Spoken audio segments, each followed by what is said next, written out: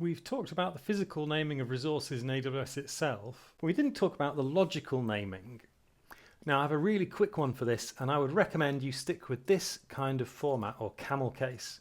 You'll notice that the resources that came with our CDK Getting Started project are already in camel case, as is the stack over in the bin folder.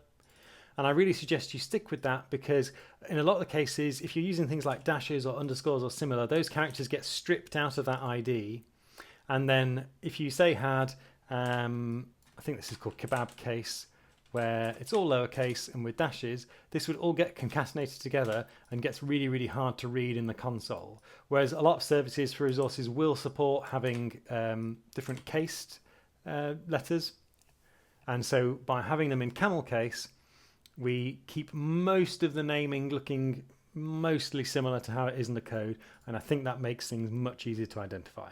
So unless you've got a real reason not to, stick with that. And then as we discussed, if you've got things that you need to name explicitly, where the physical resource name is getting generated and you're not happy with it, you're not happy based on the logical name it has, then we can use that override. For example, for functions, it's Lambda functions, it's function name, roles is role name, topic name, and so on and so forth.